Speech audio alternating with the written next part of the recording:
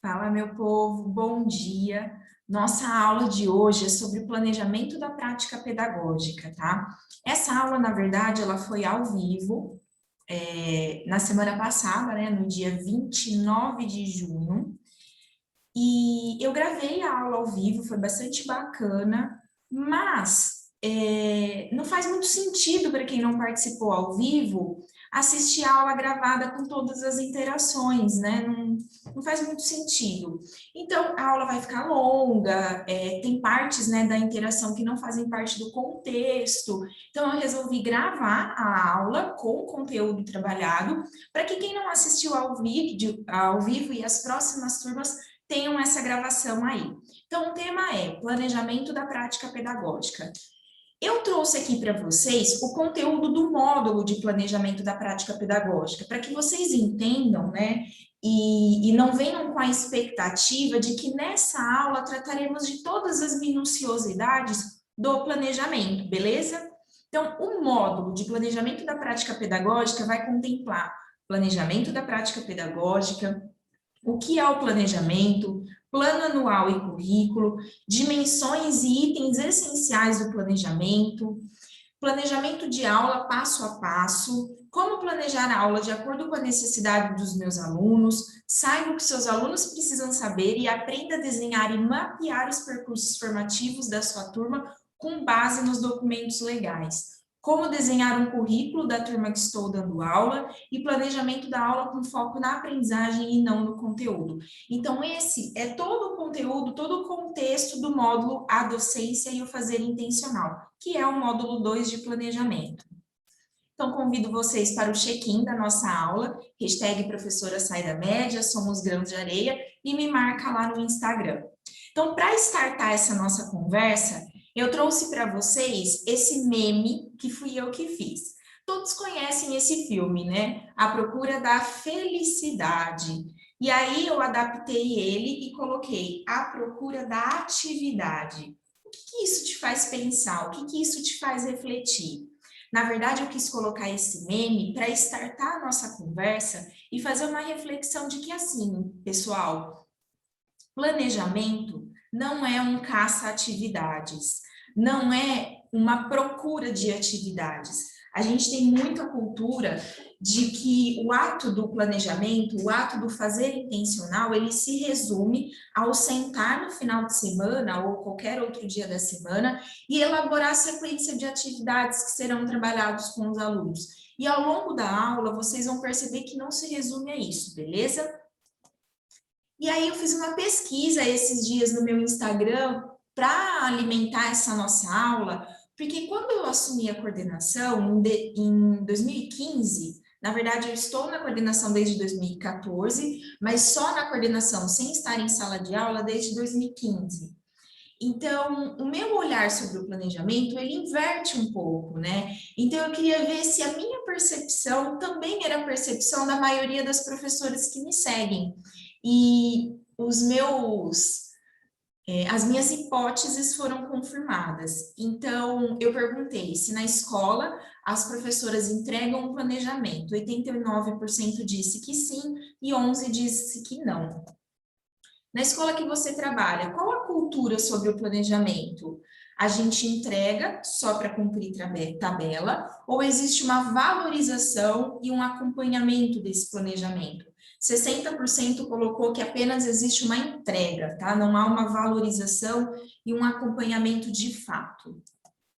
E aí, sobre o ato de planejar as aulas, eu coloquei essas carinhas, uma carinha de amor, uma carinha de cansaço, uma carinha de cabeça queimando e uma carinha de raiva, para identificar qual que é o sentimento e a percepção das pessoas sobre o planejamento delas. O que mais deu foi a carinha do amor, a carinha número A, letra A, ok, que bom. A segunda foi a C, cabeça queimando, e a terceira a B, aquele cansaço. Com raiva do planejamento, pouquíssimos colocaram. E aí, planejar. O que é o planejamento? O planejamento, meninas, nada mais é do que prever situações, prever hipóteses que podem levar o meu aluno a enfrentar desafios e superar as suas hipóteses. Então, o planejamento é como se eu fosse vamos pensar, eu preciso chegar a um determinado lugar, eu preciso chegar em outro país. Como eu vou fazer para chegar nesse país? Eu vou analisar o voo que eu vou pegar, eu vou fazer um planejamento financeiro de quanto eu vou gastar, quais são as visitas que eu farei. Então, o planejamento nada mais é do que prever situações, antecipar situações, delimitar hipóteses que me farão chegar a um resultado. E aí, para que o planejamento seja efetivo, eu preciso partir do pressuposto de que quem é o meu aluno? Eu não consigo elaborar um planejamento de uma aula, um planejamento de uma sequência de situações de aprendizagem, ou planejamento de uma prática, se eu não souber quem é o meu aluno. Eu preciso conhecer profundamente sobre a faixa etária daquele aluno, quais são os parâmetros curriculares do componente daquela aula. Então, por que eu trouxe isso? A gente tem muito hábito, e eu falo a gente porque também passei por essa fase, de planejar atividades sem aprofundar o que é que aquele aluno sabe, sem aprofundar o que se espera daquela faixa etária. A exemplo disso na educação infantil, por exemplo, quando você pergunta nas escolas, nas palestras que eu dou, o que uma criança de 3 anos precisa saber? A resposta sempre vem muito, precisa saber as vogais, os números de 1 a 5, saber contar até 10, e aí eu vou estimulando essa pergunta. Tá, mas onde que a gente tem essa informação? Por quê, meninas? Porque o estudo, o aprofundamento sobre aquela faixa etária também faz parte do planejamento. O que diz os referenciais curriculares da educação infantil? O que diz a etapa do desenvolvimento infantil de uma criança de 3 anos? Então, tudo isso, o que dizem as diretrizes nacionais? Tudo isso deve fazer parte de um planejamento. Se eu não conheço profundamente quem é o meu aluno, o meu planejamento ele não será efetivo, ok? Faz sentido? E aí, sobre planejamento. O planejamento, ele exige muito mais de mim. Eu preciso conhecer as concepções de ensino, eu preciso conhecer metodologias, eu preciso conhecer como se dá o processo de ensino e aprendizagem. Então, o ato do planejamento também envolve uma etapa anterior, que é um aprofundamento sobre as concepções de educação. Se eu não conheço sobre metodologias de aprendizagem, se eu não sei como que se dá o processo de aprendizagem, como que eu vou fazer um planejamento, né? Então, de novo, o planejamento não se resume à procura da atividade. Existem alguns degraus que eu preciso subir antes de elaborar um planejamento efetivo. E outra, que tipo de professor que eu sou? Eu falei muito isso na aula ao vivo, que é assim, meninas, o planejamento, ele vai materializar, ele vai evidenciar quem sou, quais são os meus valores, quais são as minhas crenças, que concepções de educação eu acredito. A gente percebe muito um distanciamento do planejamento à medida que o professor vai avançando de faixa etária da etapa da educação básica. Um professor de ensino médio dificilmente valoriza o ato do planejamento. Quanto mais próximo da pedagogia, do curso de pedagogia, um docente está, mais ele valoriza esse processo de planejamento. E o planejamento, ele vai de fato evidenciar quem eu sou, o que eu acredito de educação. Então, se eu sou uma professora autoritária, o meu planejamento com certeza vai evidenciar, vai representar uma aula engessada. Por mais que a gente faça o exercício de, sei lá, entrei numa escola que trabalha com metodologias ativas, que enxerga o aluno como um sujeito ativo, um sujeito protagonista, que valoriza a autonomia dos educandos. Se eu não acredito numa educação assim, dificilmente eu vou conseguir materializar isso no planejamento. Eu posso até conseguir no início, mas vai ser sofrido, vai ser doloroso, porque eu estou precisando planejar algo daquilo que eu não acredito. Então, se eu não acredito numa educação transformadora, se eu não acredito numa educação como prática libertadora, eu preciso, antes de pensar em elaborar planejamentos que envolvem uma participação mais ativa do meu aluno, eu preciso rever alguns conceitos, rever o que eu sou como educadora e o que eu acredito como educação. Se eu sou tradicional, o meu planejamento representará uma aula que deposita o conteúdo nos meus alunos. Não adianta, gente. Eu vejo muito pelos lugares que eu passo intenções de atividades lúdicas, das tais das metodologias ativas, de forma banal. Quando eu faço uma atividade que envolve uma participação mais ativa do meu aluno, mas sem uma intencionalidade, sem um aprofundamento, sem partir de um objetivo, eu banalizo a situação de aprendizagem. Então, é muito mais legítimo eu tentar elaborar uma aula tradicional envolvendo meu aluno, valorizando meu aluno, do que fazer uma atividade de estourar a bexiga no pátio por fazer, porque o colega da outra sala fez e foi legal, beleza? Se eu não acredito na educação como prática libertadora, o meu planejamento, ele provavelmente representará uma aula que não coloca o aluno no centro e apenas possibilita que ele reproduza ou que ele memorize algo, beleza? Então, de novo, reveja alguns conceitos, reveja a sua concepção de educação, se de fato você não acredita numa educação assim. Fazer por fazer, uma hora você vai entrar num conflito contra as suas crenças e os seus valores. Então, eu sugiro que você mergulhe e se aprofunde mais sobre entender essas novas concepções de educação. Quais foram os meus maiores erros durante o planejamento?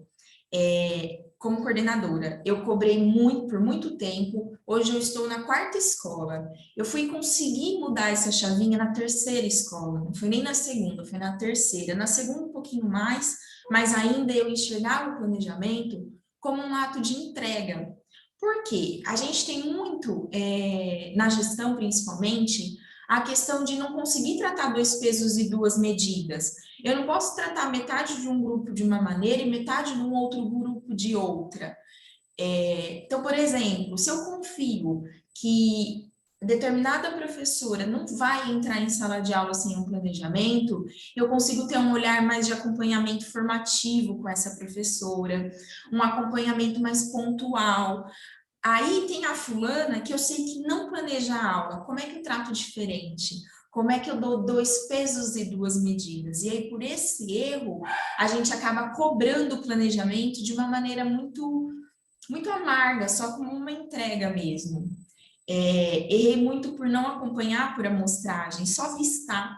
Então, o professor me entregava, eu ia lá e vistava o planejamento dele, mas sem um acompanhamento efetivo, de uma reflexão daquele planejamento, o que de fato aquele planejamento queria me dizer. Então, isso também foi um grande erro. Dificuldade em transmitir para as equipes a essência do planejamento.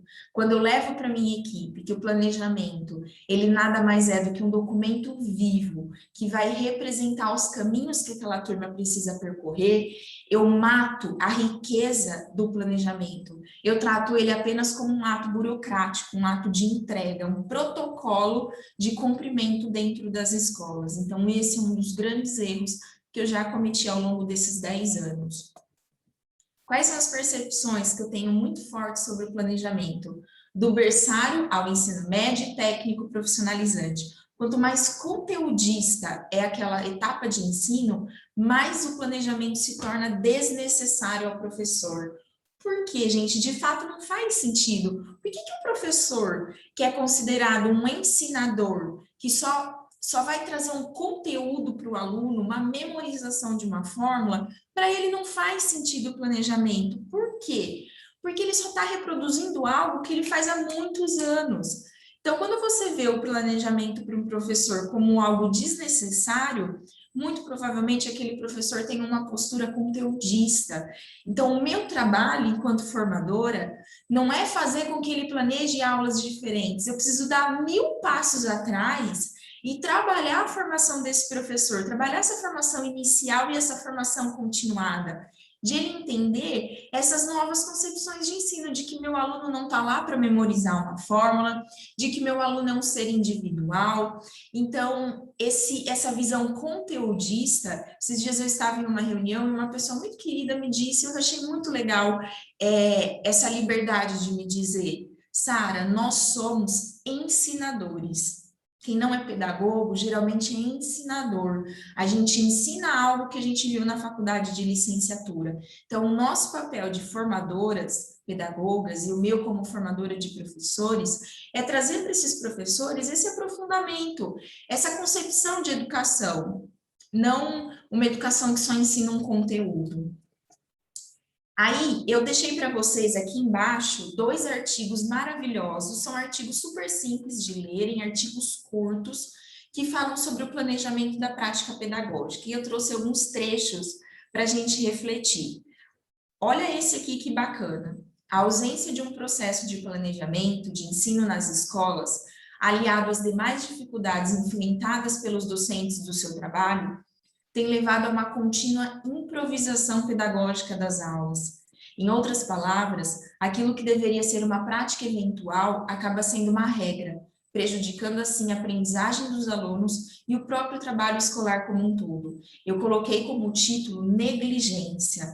Esse ato de improvisação dentro de sala de aula é uma negligência com o processo de ensino e aprendizagem dos nossos alunos. Gente, isso é muito frequente nas escolas. Quantos professores que não chegam para dar aula sem nada preparado? Chega e pergunta para o aluno, gente, vocês são adultos, vocês vão confirmar comigo isso. Chega e pergunta para o aluno, viu, que página que nós paramos da apostila? Não sabe nem que módulo que está, que conteúdo que está sendo trabalhado. Então, isso é uma negligência, sim, com os nossos educandos. Um outro trecho. Muitas vezes, os professores trocam o seu planejamento pela escolha de um livro didático. Infelizmente, quando isso acontece, na maioria das vezes, esses professores acabam tornando simples administradores do livro escolhido. Deixam de planejar suas aulas, o seu trabalho, a partir da realidade dos seus alunos, para seguir o que o autor do livro considerou como mais indicado. Gente, isso é muito forte. Quando eu digo que nós somos reprodutores, é o que o sistema apostilado ou o sistema de reprodução de livros didáticos nos trouxeram. A gente precisa de uma ruptura com esses materiais. Ninguém está falando para vocês rasgarem o lerite, jogar tudo para o alto e fazer o que vocês querem dentro de sala de aula. Autonomia não é ausência de regras. Se a gente trabalha numa escola que adota um sistema de ensino, adota um sistema apostilado, perfeito, mas aquilo vai ser o meu norte. O meu trabalho não se limita a um sistema. A apostila, o livro didático, ele prevê uma hipótese, mas o meu grupo de alunos podem passar por diferentes hipóteses para chegar àquele resultado. E quando eu só considero o livro didático ou a apostila, eu estou ignorando essas outras hipóteses dos meus alunos. Então, não se limitem ao trabalho apenas de reprodução. Nós somos professores, nós somos educadores, e nosso papel é promover uma aprendizagem significativa aos nossos alunos. Não podemos só reproduzir, beleza? E aí, para refletir com vocês os pontos iniciais aqui nessa aula do planejamento, eu quero que vocês pensem, para quem que é esse planejamento? Vocês vão responder essas 4 perguntas ao planejar a aula. Para quem que é o planejamento? De novo, voltando lá, quem é o meu grupo de aluno? O que aquela faixa etária precisa saber? O que aquela disciplina daquela faixa etária? Olha o parâmetro curricular nacional, vocês já olharam como que funciona? São conteúdos que são dados e cabe ao docente especialista elaborar toda uma sequência daquele currículo. Nós vamos ver isso na aula de currículo. Então, façam essa reflexão de para quem que eu estou ensinando? Por que eu estou ensinando? Qual é o meu objetivo? Geralmente não, com muita frequência acontece da gente elaborar o planejamento da aula partindo da atividade, de um conteúdo que precisa ser dado, ou de uma atividade legal que eu achei na internet, para depois, quando isso acontece, olhar para um objetivo de aprendizagem. O processo é o inverso. Qual é o objetivo de aprendizagem? O que aquela criança precisa saber? Partindo daqui, do objetivo, é que eu vou olhar para as atividades, para sequências de situações de atividades, e não o contrário. O que o meu aluno precisa saber? Quais são os elementos que eu preciso mobilizar para que ele atinja aquele objetivo? Então, para ele saber sobre os estados da água, sólido, líquido e gasoso, né? A transformação, a fusão da água. Quais são os elementos que ele precisa saber? E como são as estratégias, são as atividades, as situações de aprendizagem que vocês vão utilizar, que vão passar pelos elementos para chegar no objetivo de aprendizagem, tá bom? Aqui, então, eu trouxe para vocês um dos artigos, né, que é a importância do planejamento das aulas para a organização do trabalho do professor em sua prática docente. E o outro é esse aqui, prática docente, considerações sobre o planejamento das atividades pedagógicas. E aí eu chego no check-out da nossa aula. Espero que vocês tenham conseguido compreender bastante sobre o planejamento. Deixei aqui esses 2 artigos. Me chamem no Telegram, vamos bater um papo, vamos trocar ideia, tá bom? E é isso, meninas, nos vemos nas próximas aulas. Um grande beijo.